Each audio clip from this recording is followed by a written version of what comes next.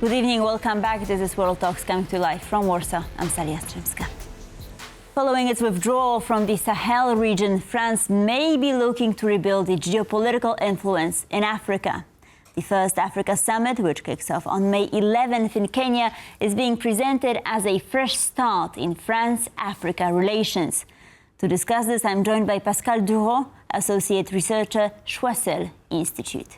Good evening, sir. Delighted to have you with us. Good evening. Thank you. A pleasure. So, is France trying to rebuild its influence in Africa through economic partnerships after losing military influence? Well, certainly. But this summit, Africa Forward, in Kenya, held by France and Kenya, Emmanuel Macron and William Ruto, aims, in fact, to diversify the relations in Africa, a continent which will have 2 billion people into 15 years in this century.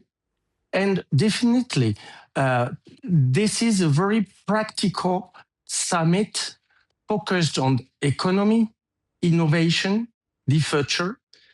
Obviously, this is the first time France is having this type of summit with Africa in a non-French speaking country, in Kenya, English-speaking country.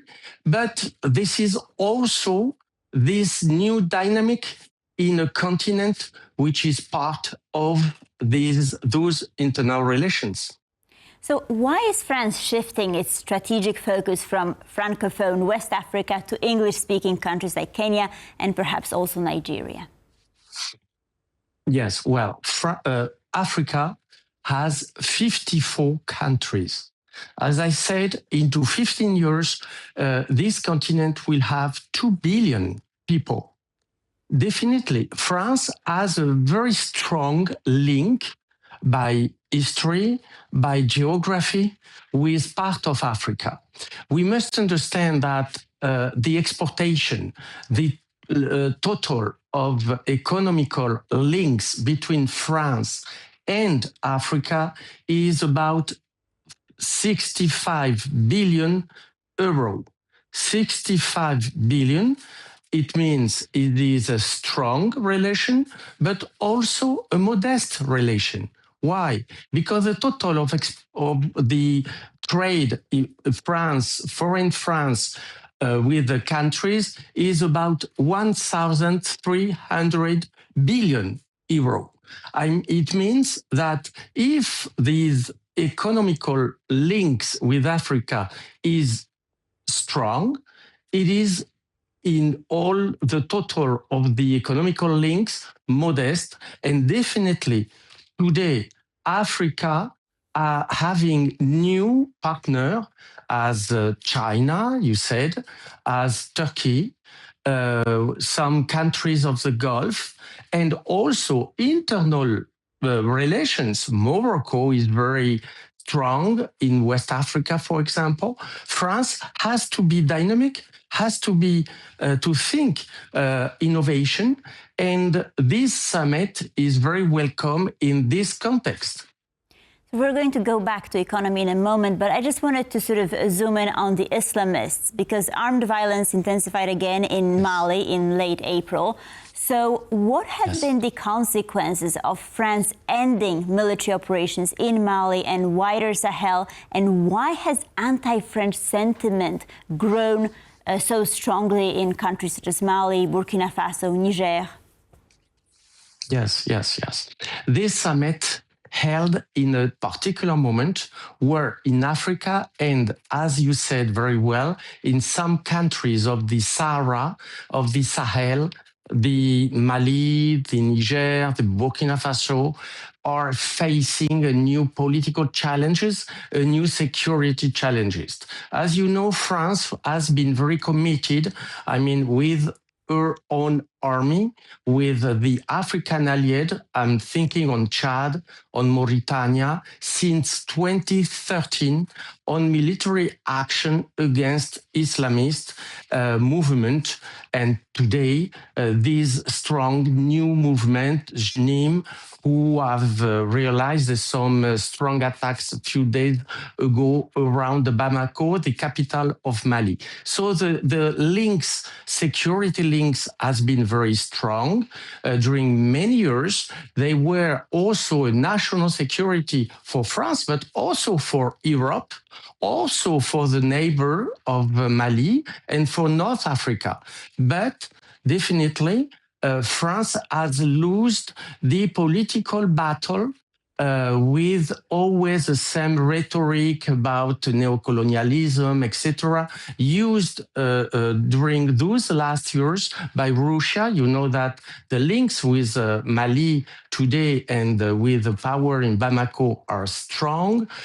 France so as to go out Mali and the other country, Niger, Burkina Faso, with Mali, have decided to create a new organization, regional organization, opening to new partner. And one of the strongest new partner is Russia, committed with Africa Corps, the former Wagner Group in that region.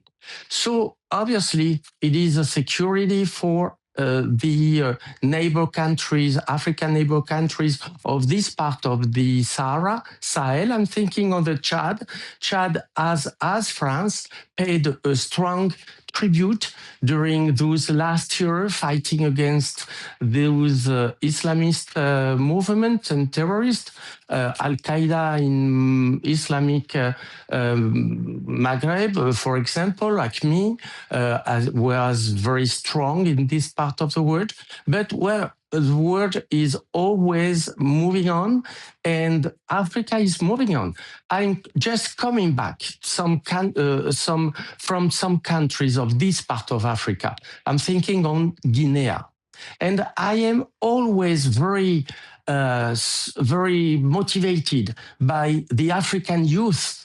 The African youth, who will compose 85% of the 2 billion people into 15, 20 years, wants to participate to the global economy, wants to be innovated, wants to think on IA, wants to think on food security, on health. And so we have all a special commitment, a special, definitely, economical interest to build this win-win new partnership with all the vision of all the continent.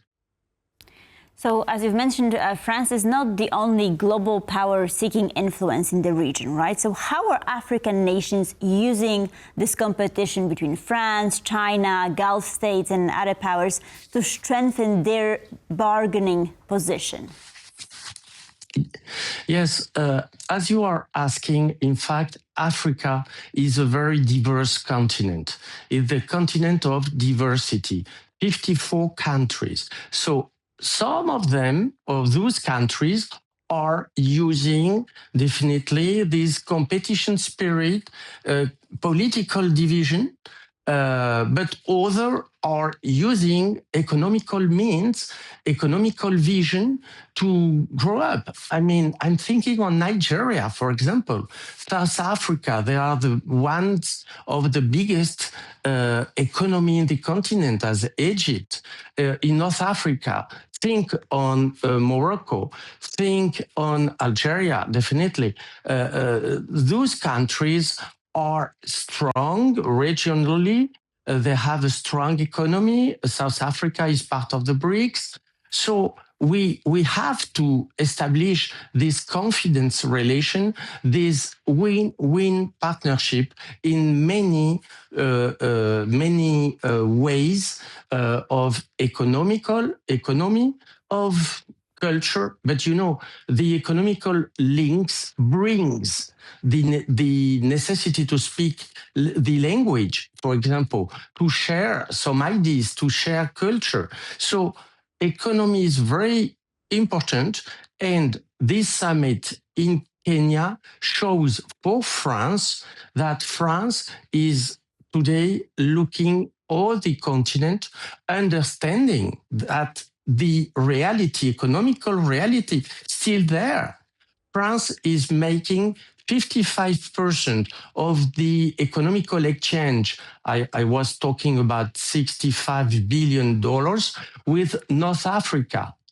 We are making 5 billion with West Africa, other 10% with East Africa, and the rest with South Africa. So we have a global view. We have definitely special links with Western, Central Africa, but we have to think global.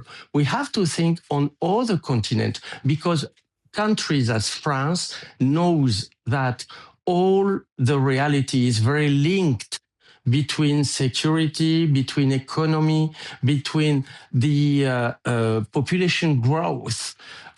Can you imagine that Africa, as I said, will have more people, more or less 5 more people than Europe into the next 15, 20 years. So we have to participate. It is a huge market and also a huge demand on food, demand on education, demand on health, demand on technology. So we have to face those challenges and to build those strong new partnership with a great continent. Pascal, last question before we go, and I'll need a very short answer. Is it in fact a new partnership or just rebranding of old geopolitical interests? No, I think it is a pragmatic response to the reality. Obviously, it is sending a message of that, showing that France has a view, a global view of the continent. But I really think that it is a very pragmatic, economic summit with 30 chief of state in Africa. But obviously, this position is held today in a specific international relations, specific security, international moment. We are obviously thinking on the reality in Iran, but also in Sahel and the danger can those Islamist movements represent for the neighbor of Africa, North Africa, but also us in Europe. Pascal Drouhaud, thank you so very much for joining us this evening. Much appreciated. Thank you. Do widzenia. And thank you for watching World Talks. Please stay tuned for more here on TVP World.